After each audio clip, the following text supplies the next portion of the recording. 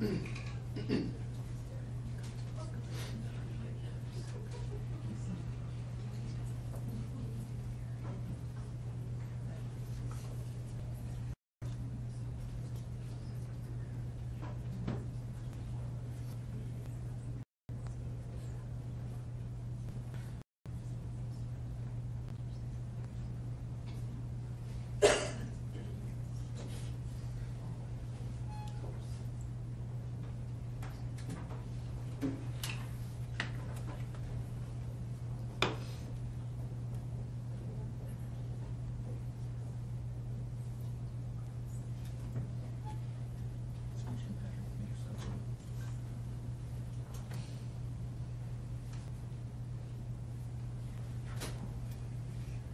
the Frederick Police Department. Thank you. Your Honor, John Walsh and Catherine Harold on behalf of Mr. Watts. Thank you. Mr. Rourke, did you want to make a record regarding compliance with the Victims' Rights Act? Your Honor, I will. Your Honor, present in the courtroom are Frank Rusick, Sandy Rusick, and Frank Rusick Jr. They are Shanann's mom, dad, and brother. They have been fully advised of the nature of the proceedings today. Also, based upon the order that the court entered last week, I can tell the court that Mr. and Cindy Watts are present in the courtroom as well. They've also had opportunity to meet with representatives from my office over the weekend to discuss the nature of the hearing today. I believe that we are fully in compliance with the Victims' Rights Act. Thank you.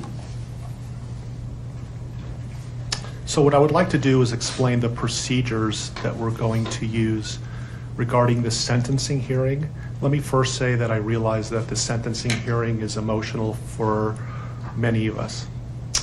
And I expect that your behavior in the courtroom, both in this courtroom and the overflow courtroom, is appropriate. If the court determines that your demeanor and behavior while in the courtroom during the hearing is not appropriate, I have advised the deputies that I will be asking you to be escorted out of the courtroom. So please be mindful of your demeanor during the sentencing hearing. Also, as a reminder, all electronic devices must be turned off. The only electronic devices that I have authorized to be used are those through the expanded media coverage order. If deputies see that you are using an electronic device not authorized by the court, the deputies will take action on that. So please be mindful of that. If you need to turn off your electronic devices, please do so now. So these are the procedures that we are going to use for the sentencing hearing. First, the prosecution will have an opportunity to present evidence. Once the prosecution finishes, the defense will have an opportunity to present evidence. Then, if there are any victims under the Victims' Rights Act, including Cindy and Ronnie Watts, that have not been called by the prosecution or the defense, or any other defined victims under the Victims' Rights Act, they will have an opportunity to make a statement to the court as it relates to their rights under the Victims' Rights Act. Thereafter, the prosecution will have an opportunity to argue. The defense will have an opportunity to make an argument. If Mr. Watts chooses to, he will have an opportunity to make a statement, and then the court will impose a sentence in this case. Does everybody understand? Okay. And so, Mr. Rourke, are you going to be speaking on behalf of the prosecution? Yes, Your Honor, I am. And you are welcome to present evidence. Thank you. Your Honor, if I may approach, I want to tender to the court what have been marked as sentencing exhibits 1 through 21 inclusive. I have provided copies of these to defense counsel. Thank you. Your Honor, photographs 1 through 21, sentencing exhibits 1 through 21 represent a number of different photographs that are in discovery that Shanann's mother and father wanted the court to have for your consideration as you impose sentence today. They may allude to those, and I've asked them to do so by way of sentencing exhibit number, but that's the sum and substance of exhibits 1 through 21. Thank you. And do you have individuals who would like to make a statement? I do. Your Honor, if I could first call upon Frank Rusick to join me at the podium. Thank you.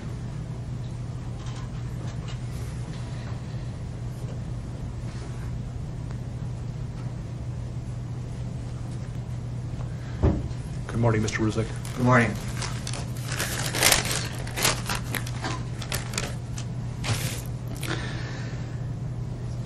I'd like to say to the courts that Shannon, Bella, and Nico are loving, caring people. They love life. They love being around people who love them. They always had good times. This is the first time they went to the beach this year, and they loved it. But God only knows what happened that night. Life will never be the same without Shannon, Bella, and Celeste and Nico. Had all their lives to live. They were taken by a heartless one. This is the heartless one, the evil monster, who dare you take the lives of my daughter Shannon, Bella, Celeste, and Nico. I trusted you to take care of them, not kill them. And they also trusted you. The heartless monster, and then you take them out like trash. You disgust me. They were loving and caring people. You may have taken their bodies from me, but you will never take the love they had for me. They loved us more than you will ever know, because you don't know what love is. Because if you did, you would not have killed them. You monster, thought you would get away with this. I don't know how. The cameras do not lie. You carry them out like trash of the house. Yes, I seen the videotape. You buried my daughter Shannon and Nico in a shallow grave, and then you put Bella and Celeste in huge containers of crude oil. You heartless monster. You have to live with this vision every day of your life, and I hope you see that every time you close your eyes at night. Oh, I forgot. You have no heart or feelings or love. Let me tell you something. I will think of them every day of my life, and I love them every day of my life. Prison is too good for you. This is hard to say, but may God have mercy on your soul. I hope you enjoy your new life. It's nothing like the one you had out here. May the courts have no mercy on you. It's hard every day. It hurts in so many ways.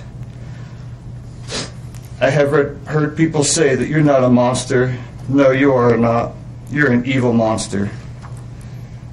Thank you. Love you, Shannon, Bella, and Nico. Love you, Pop and Dad.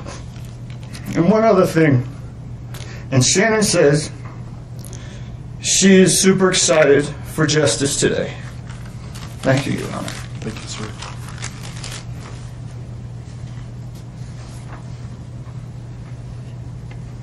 Then I have just one over here. Sure.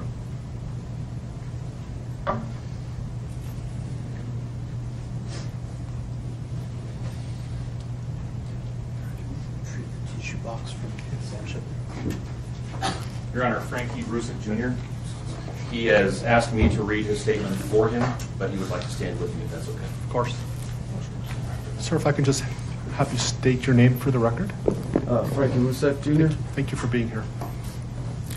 Your Honor, the past 3 months I barely slept because I've been going through a lot of different emotions because I did not see this coming. You went from being my brother, my sister's protector, one of the most loved people in my family, to someone I will spend the rest of my life trying to understand. What gave you the right to put your hands on a woman, let alone my best friend, my beloved sister, your daughters, and your son? Why weren't they enough for you?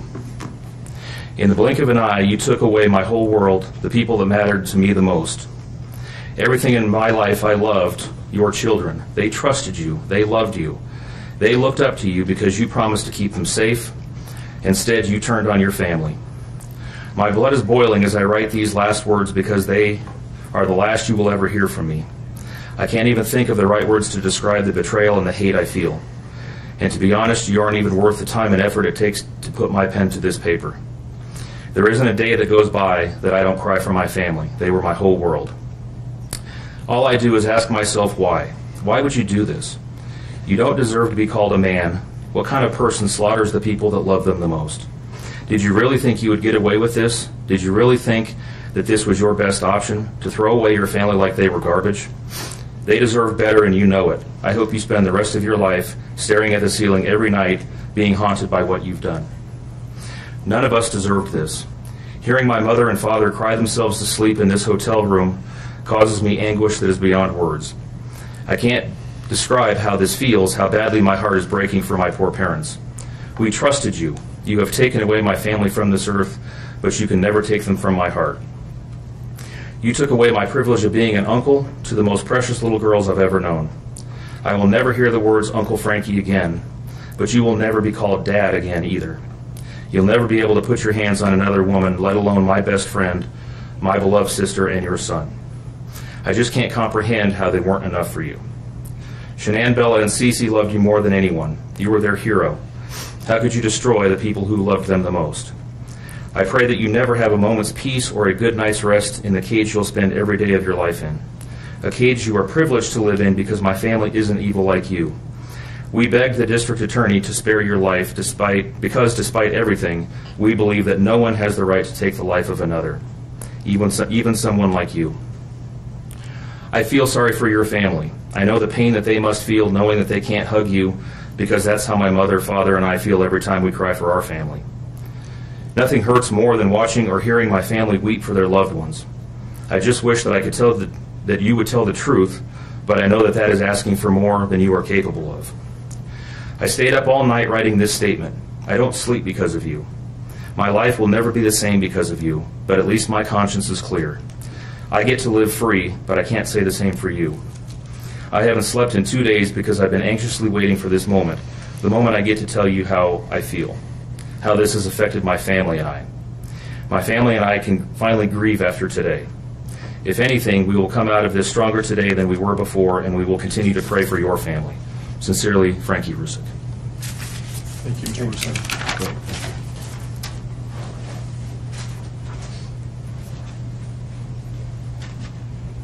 Your Honor, Sandy Rusick would like to address the court.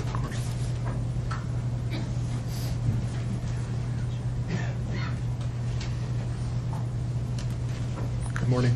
Good morning, Your Honor. Thank you for this moment. If I can just have you just identify yourself for the record. My name is Sandra Rusak, Shannon's mother. Thank you. I wanted to say thank you for this moment. I want to take a moment to thank everyone who has prayed for our beloved family, who has sent gifts, cards to us from all over the world. I know God will put the evil people where they need to be. I also want to take the time to thank the town of Frederick, Greeley, FBI, the DA's office, the CBI, for exceptional work. We thank Nicole Atkinson, Shannon's neighbor, Nathan, and his family. To me, they're our heroes. They really are. God bless.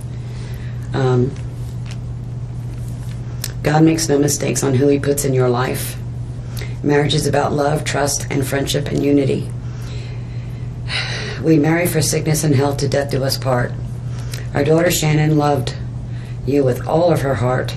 Your children loved you to the moon and back. Shannon's family was her world. Shannon put a crown on your head. But unfortunately, the day that you took their life, God removed that crown. We loved you like a son. We trusted you. Your faithful wife trusted you. Your children adored you, and they also trusted you. Your daughter Bella Marie sang a song proudly. I don't know if you got to see it, but it was, "Daddy, you're my hero." I have no idea who gave you the right to take their lives.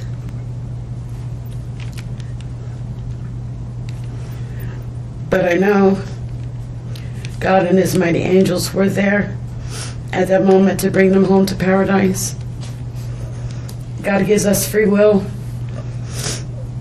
So not only did you take the family of four, your family of four, you took your own life.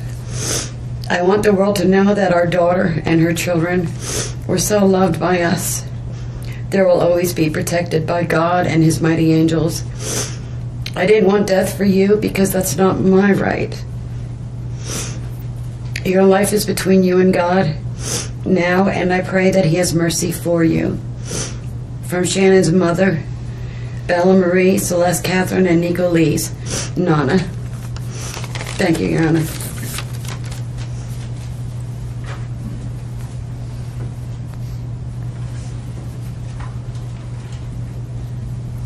Your Honor, that's all the witnesses that I had intended on calling, and I know that the court addressed this during the procedural posture. I am aware that Mr. and Mrs. Watts would also like to address the court. I would certainly invite the court, if you want, at this point to call upon them, or we can certainly do it after any evidence that the defense has as well. Sure. Does Cindy or Ronnie Watts wish to make a statement under the Victims' Rights Amendment?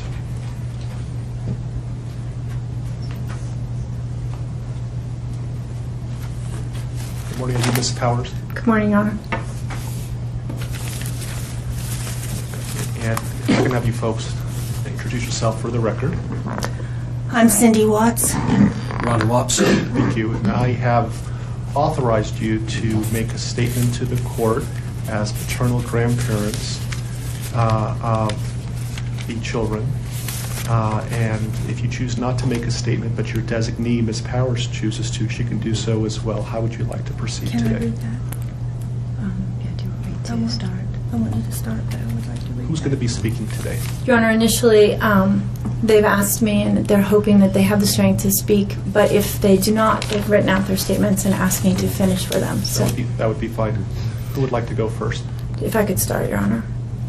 On behalf of the Watts, Your Honor, and to the community, we thank you for the opportunity and the recognition under the Victim Bill of Rights. We come today as the grandparents and the parent of the daughter and children whose life was taken in this case. We are not here to ask for leniency. We are not in any way condoning or tolerating the crime that has occurred and the pain that has been caused. We join in our daughter-in-law and grandchildren's family in saying this should never have happened. This is not condonable. This is something that we will never get over. We appreciate the consideration that everyone has paid, most especially the families that have lost everyone. We appreciate that they begged for Christopher's life. We agree and echo what they have said, that it is not his place to take anyone's life, nor would it be our place as a community to take his life. So we thank you for the opportunity and for every consideration and effort that's been put out. The prosecution in this case has in fact respected the Victim Bill of Rights. They took the time to explain that the information that my clients had at the time that they were interviewed was not correct. They were misinformed. They were searching for answers. They were not intending to cause any pain to anyone. And they appreciate that the prosecution answered their questions and gave them the time and the respect and the consideration so that they could tell this court and everyone in this community that the interview content was not their message, that they accept that their son has done this, that they accept that he chose to plead guilty, that he sought and requested their consent and agreement for a life sentence. They appreciate that he is given the opportunity to serve that life sentence. It is his responsibility, it is his sentence, and it is not enough to make up for what has done. We understand and we join the family in that we have questions. We don't know how such a thing could possibly happen, or that a man that was responsible for raising his children and protecting his wife would take the steps that he did, and that he would disregard their bodies and the love that he had for them and they had for him and everyone else, and take the gestures and put this community through the investigation and the discovery and the responsibility of bringing justice. We do not understand that. We do not think it was appropriate. We cannot begin to think that an explanation will ever justify it. My clients indicate that they understand that a full opportunity for a confession with all of the responsibility and accountability has not occurred. And they support the family and the request that that happen, if not today, at an appropriate time, in an appropriate manner, so that everyone can have peace, to understand to the best of their ability the details that they need, and to have their questions answered. And by giving this opportunity of a life sentence, we hope that he embraces that moment. That had the death penalty been pursued, there would not have been an opportunity to be accountable and to give a full confession. And had the death penalty been sought, counsel would have fought for his life, the prosecutors would have been engaged in a multiple-year battle, the families would have been torn apart, this community would have had to subsidize it and endure it, and we have so much respect and gratefulness that that did not happen. We would strongly encourage Christopher Watts to give that full confession in the tone and in the timing that he thinks is appropriate with the guidance of his counsel. We feel that it would be appropriate and helpful to ease the pain and the suffering. But we also say we don't think that there's anything that he can say that will ever account for his behavior. There's nothing that can be done to cure the harm he has caused. And he has the responsibility to serve his sentence with dignity and with regard for everyone, and to spend every breath that he has left in an atonement for what he has done. Do you want to read it? Yes. If I could just have you state your name for the record. Cindy Watts. Thank you. My name is Cindy Watts. I am the grandmother of two beautiful granddaughters, Bella Marie, Celeste Catherine Watts. I am also the mother of Christopher Watts, who I will be directing most of my statement to. First, I'd like to begin by recognizing the absolute horror of this crime and acknowledging the devastating loss that both the Rusek family as well as our family have faced. Our families have been irreparably broken by the needless deaths of Shanann, Bella, Cece, and Nico. This is something we will never get over. We will always mourn the loss of our family, and in that we are united in our grief. I am still struggling to understand how and why this tragedy occurred. I may never be able to understand and accept it, but I pray for peace and healing for all of us. Now to my son Christopher. I have known you since the day you were born into this world. I have watched you grow from a quiet and sweet, curious child who Bella reminded me so much of, to a young man who worked hard in sports and later mechanics to achieve your goals. You are a good friend, brother, father, and son. We have loved you from the beginning, and we still love you now. This might be hard for some to understand, how I can sit here under these circumstances and tell you, although we are heartbroken, although we can't imagine what could have led us to this day, but we love you. Maybe you can't believe it either. As the Lord said in Jeremiah 3:31, I have loved you with an everlasting love. Therefore, I have continued my faithfulness to you. And you, as your mother, Chris, I have always loved you, and I still do. I hate what has happened. Your father and sister and I are struggling to understand why. But we will remain faithful as your family, just as God remains faithful because of his unconditional love for us all. We love you, and we forgive you, son.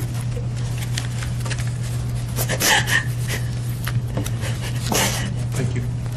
Judge, if I could read Mr. Watts' statement. Yes. My name is Ronnie Watts, and I am the grandfather of Bella, Celeste, Nico Watts, and I am the father of Shannon. I am the father of Christopher Watts as well. And one of the most important things I've done in my life is to raise my children and to watch as they started their own families. I spent many years coaching Little League and talking to my son, taking him to the races, and sharing my love and knowledge of cars with him. He was just as involved with his girls. I believe he loves his girls. I know he does. This tragedy has impacted my family in so many ways. Beyond losing my precious grandchildren, our beloved daughter-in-law, we are forced to question everything. We still don't have all the answers, and I hope one day, Christopher, you can help us. Chris, I want to talk to you as a father and son. You are here today accepting responsibility, but I want to tell you this now. I love you. Nothing will ever change that. And I want you to find peace. And today is your first step. The Bible says if we confess our sins, God is faithful and just and will forgive us. Chris, I forgive you, and your sister forgives you, and we will never abandon you, and we love you. Dad. Judge, thank you for the opportunity to address the court.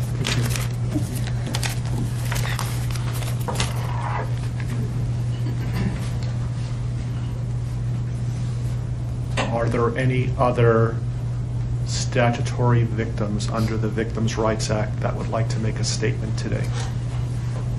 Your Honor, I'm not aware of any. For the record, nobody is raising their hand. Mr. Walsh, would you like to present any evidence? We have no evidence, Your Honor. Thank you. Mr. Walker, is there any statements you would like to make on behalf of the prosecution? Yes, please.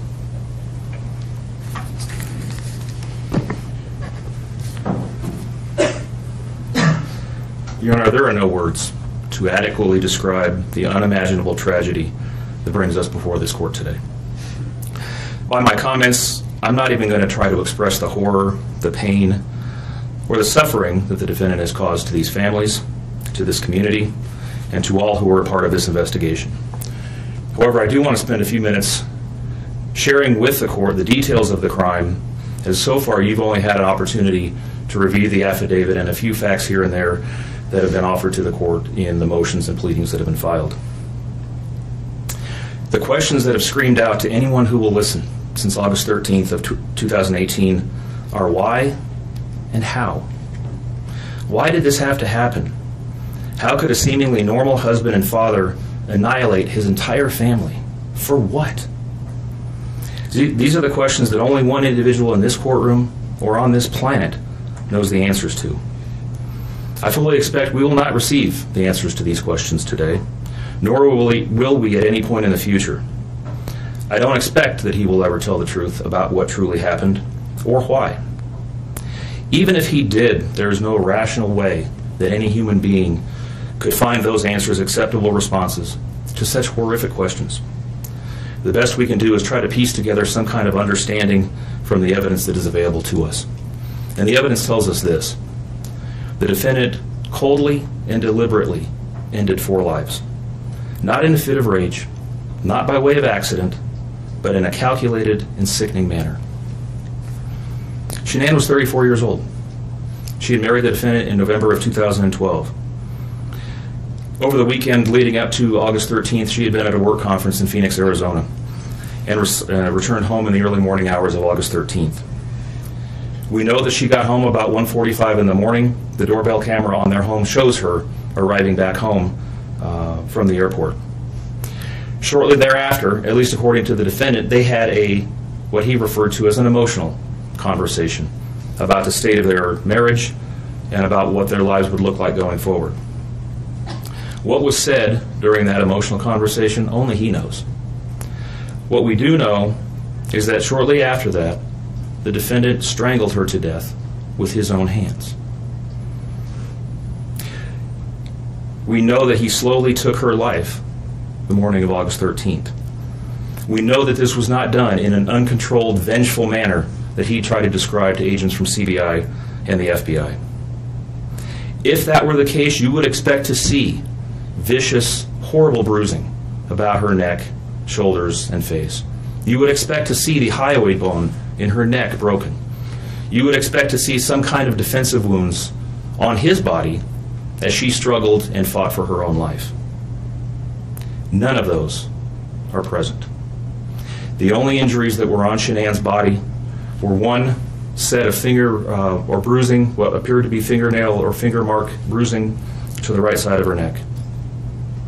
We know that our experts will tell us that it takes 2 to 4 minutes to strangle someone to death manually with their own hands.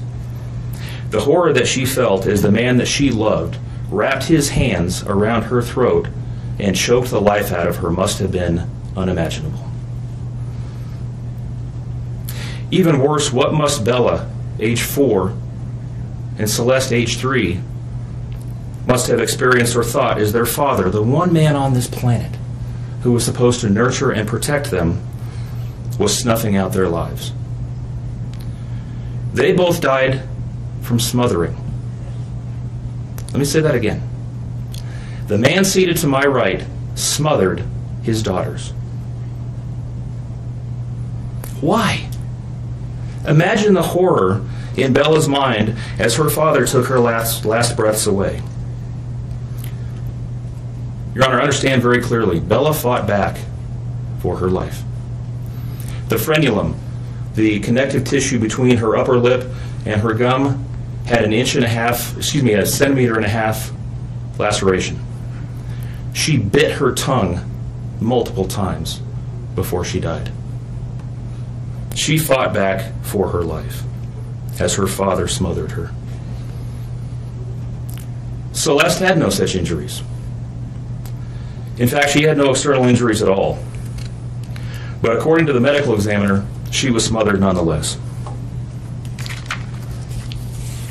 The defendant then methodically and calmly loaded their bodies into his work truck, not in a hasty or disorganized way. He was seen from the neighbor's doorbell camera backing his truck into the driveway, going back and forth into the house and back out to the truck 3 different times, one time for each of their bodies.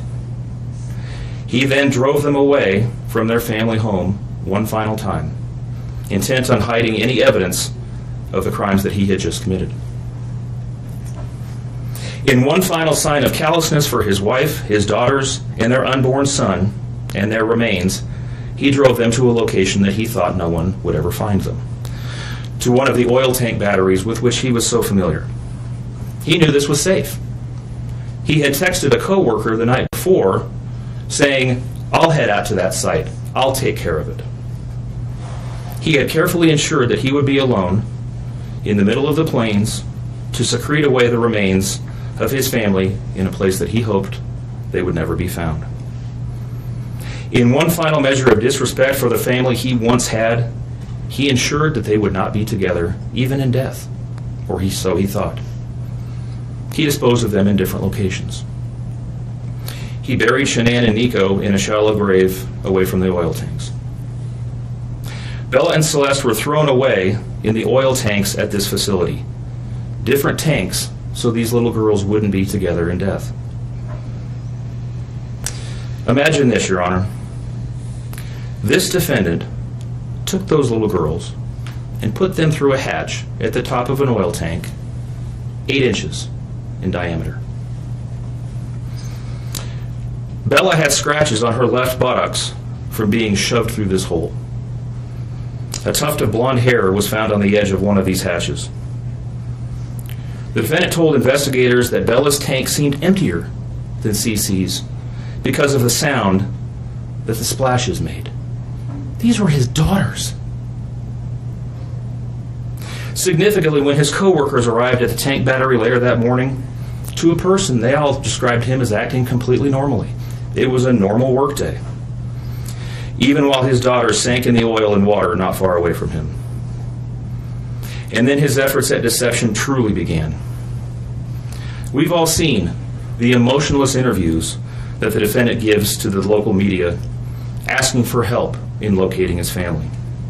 We watched as he claimed that the house was empty without them, and that he hoped that they were somewhere safe, and that he just wanted them to come home. He told investigators that they were at home sleeping when he left for work that morning, and that Shanann had told him that she was taking the girls to a friend's house for the day. What is striking about this case, Your Honor, beyond the horrors that I've already described to you, is the number of collateral victims that he created by his actions. While he stood in front of TV cameras asking for the safe return of his family, scores of law enforcement officers, neighbors, friends, and family scoured the area, fretted for their safe return. They texted him begging for any information and sending him their best wishes, all the while he hid what he had done. The list of indirect victims does not end there. Think of the firefighters and the Colorado State Patrol hazmat experts who had to don protective suits and who were called upon to pull Bella and Celeste out of those oil tanks. Or the coroner employees who had to conduct these autopsies. Or the victim assistants who frantically attempted to ease the suffering of those affected. All of this, Your Honor, for what? Why? Why did this have to happen? His motive was simple, Your Honor. He had a desire for a fresh start, to begin a relationship with a new love that overpowered all decency and feelings for his wife, his daughters, and unborn son. While Shanann texted the defendant over and over again in the days and weeks leading up to her death, attempting to save her marriage, the defendant secreted pictures of his girlfriend into his phone and searched and texted her at all hours of the night. While Shanann sent the defendant self-help and relationship counseling books, one of which, ironically enough, was thrown in the garbage, he was searching the internet for secluded vacation spots to take his new love in researching jewelry. And while Shanann took the girls to visit family in North Carolina, the defendant went to car museums and the sand dunes with his new girlfriend. The stark contrast between the subjects of their internet and text content is absolutely stunning. Even the morning after he killed them and disposed of their bodies, he made several phone calls. One was to the school where the girls were supposed to start, telling the school that the girls would not be coming to school anymore, that they were being unenrolled, presumably to give him some more time before law enforcement notification about them going missing. He contacted a realtor to start discussing the selling of his house, and he texted with his girlfriend about their future. None of this answers the questions of why, however. If he was this happy and wanted a new start, get a divorce. You don't annihilate your family and throw them away like garbage. Why did Nico, Celeste, Bella, and Shanann have to lose their lives in order for him to get what he wanted? Your Honor, justice demands the maximum sentence under the agreement reached by the parties. As you will recall, the agreement calls for life sentences as to Shanann, Bella, and Celeste, and all of those to run consecutively to one another. It also calls for the count of unlawful termination of a pregnancy as to Nico to run consecutively to counts 1, 2, and 3. I would suggest that the extreme aggravation present in the defendant's conduct and in the efforts that I have described mandate that the sentences for counts 7, 8, and 9, the tampering with a deceased human body, each be the maximum of 12 years, and that those sentences run consecutively to one another. It is very clear that each of these acts, that these were not the subject of one act, but each oil tank that he walked up with his daughter's bodies and the hole that he dug for his wife and unborn son mandate a mandatory consecutive sentence. It's been alluded to this morning, but the defendant was certainly eligible for the death penalty in this case under the existing law in the state of Colorado.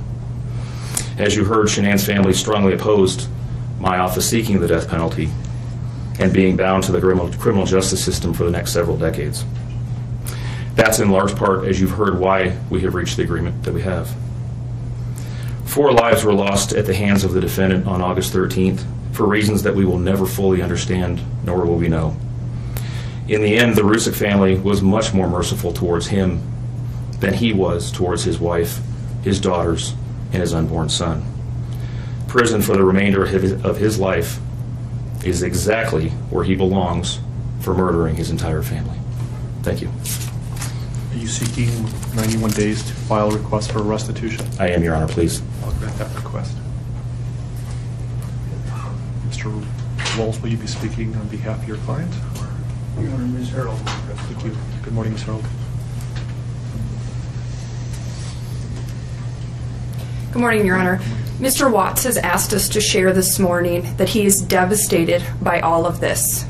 And although he understands that words are hollow at this point, he is sincerely sorry for all of this. Thank you. Thank you. Mr. Watts, as I indicated when we began, you have the right to make a statement if you choose to. Would you like to make a statement? No, sir. Thank you. So the court has considered the arguments made by the attorneys. The court has considered the statements made by the victims in this case.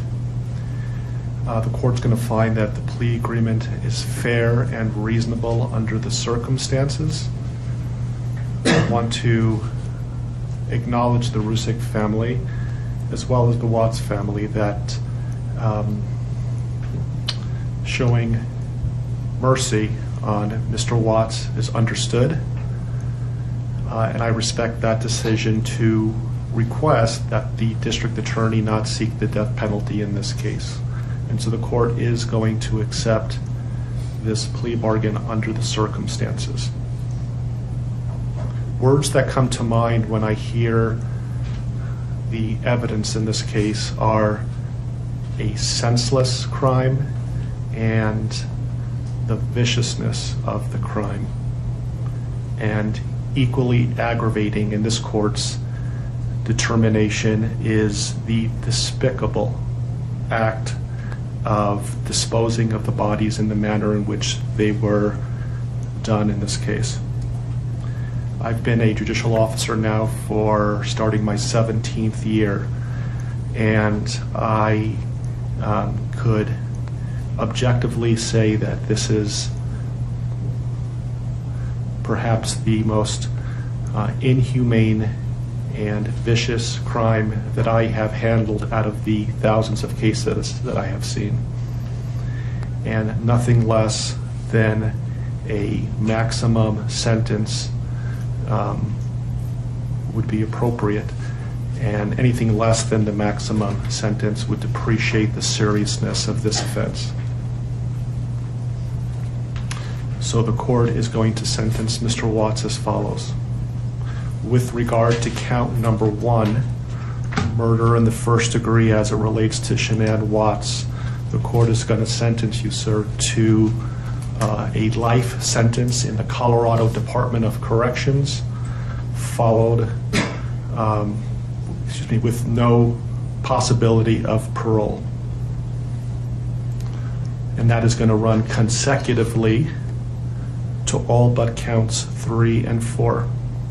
With regard to count 2, as it relates to murder in the first degree with Bella, the court is going to sentence you to life in the Colorado Department of Corrections with no possibility of parole.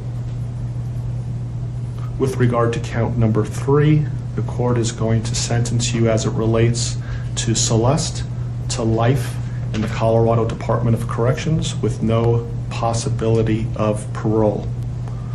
With regard to counts 4 and 5 relating to Bella and Celeste as a different theory of first-degree murder, the court is going to sentence you to life in the Colorado Department of Corrections, and legally those sentences must run concurrently as a different theory of first-degree murder.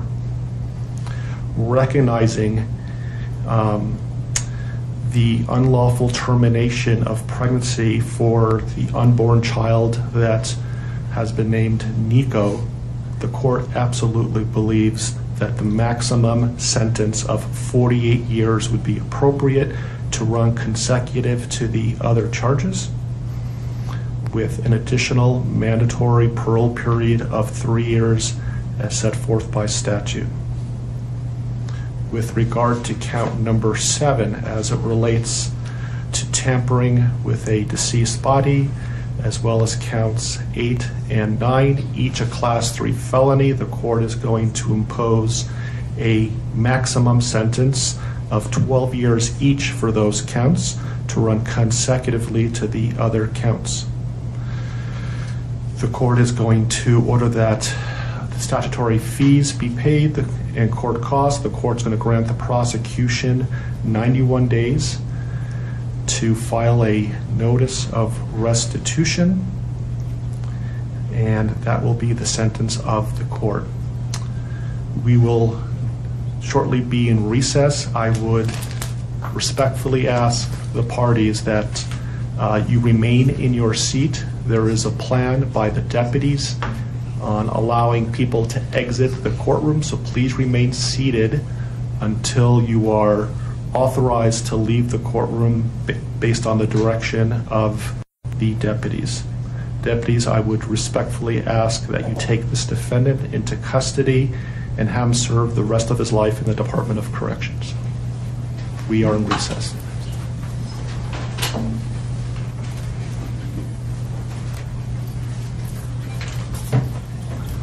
Please rise.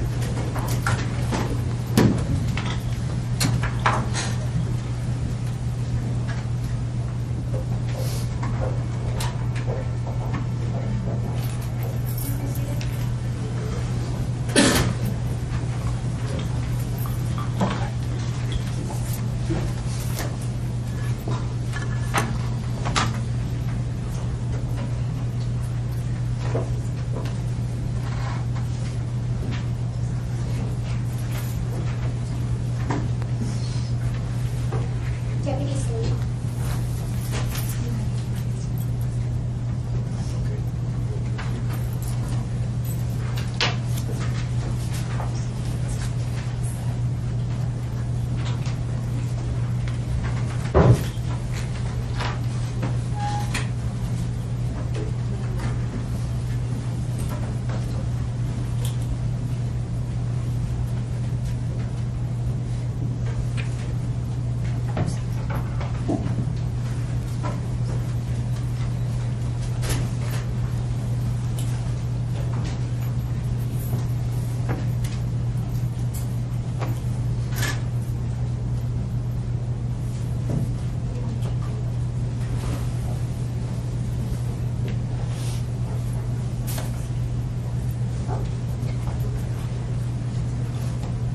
Members of the meeting, just a reminder there's no interviews in the courthouse. I do believe the district attorney is planning on one PM press conference downstairs.